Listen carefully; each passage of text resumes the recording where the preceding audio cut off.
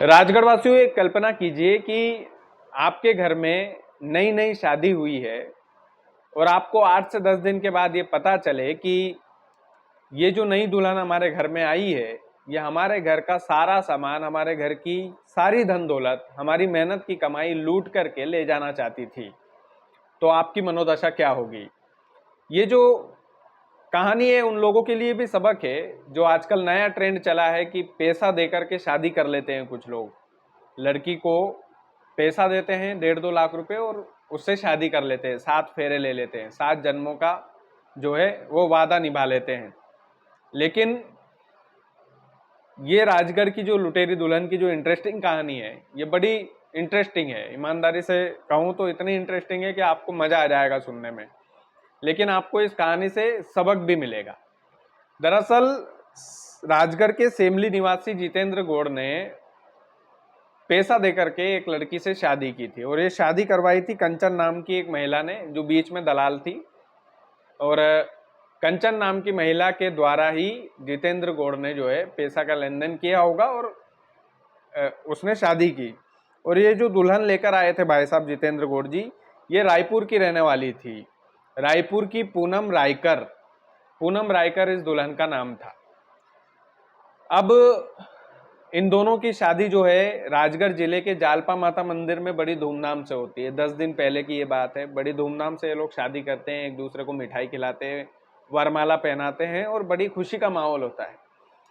उसके बाद में लुटेरी दुल्हन जो है पहले भी अन्य लोगों से भी ये शादी कर चुकी है। तो अब इसकी इंटरेस्टिंग नब्ज को आप देखिएगा। ये जो पूनम रायकर है लुटेरी दुल्हन, ये पहले भी 2-3 लोगों से शादी कर चुकी है।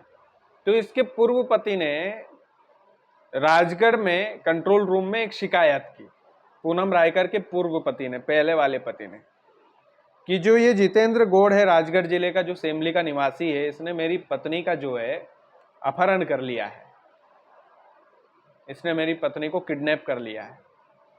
ये एक रिपोर्ट दर्ज करवाता है जितेंद्र गौड़ के नाम की। कौन? पूनम का पूर्व पति दुर्गेश।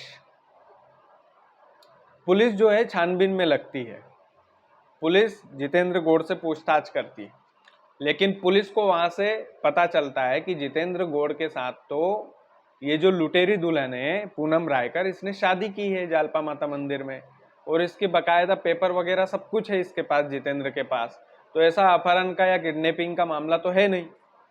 तो फिर पूनम रायकर जो लुटेरी दुल्हन है उससे कड़वे तरीके से पूछताछ करती है राजगढ़ की पुलिस।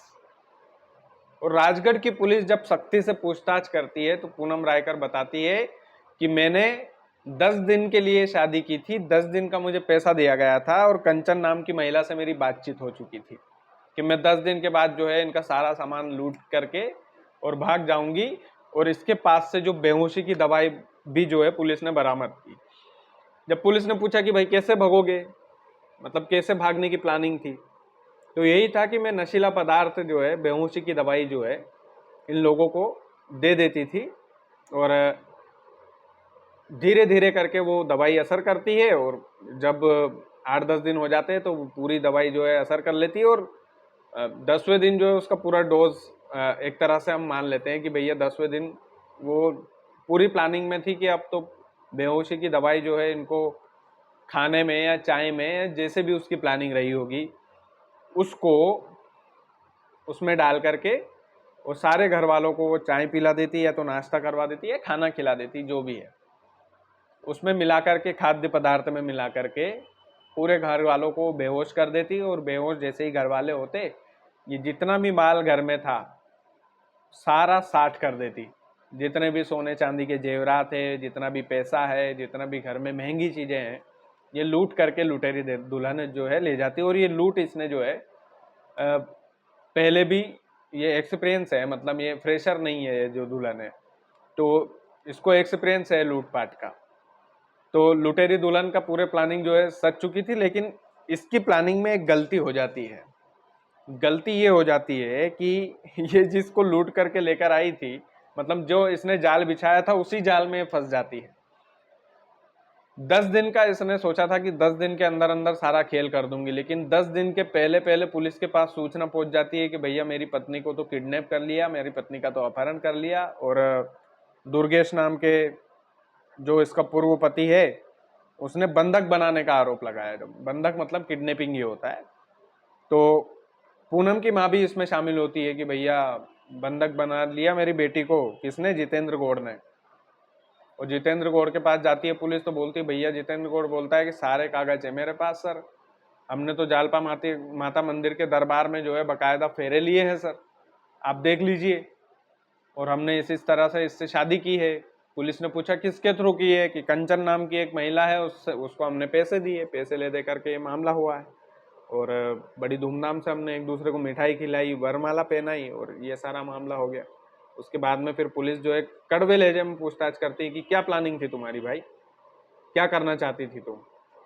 तो फिर सारा सच सामने आता है। सच ये सामने आता है कि बेहोशी की दवाई जो है मैं इन लोगों को खिला करके सारा सामान लेकर के और लूट करके और भाग जाती, और ये पहले भी जो है वो कर चुकी है शायद।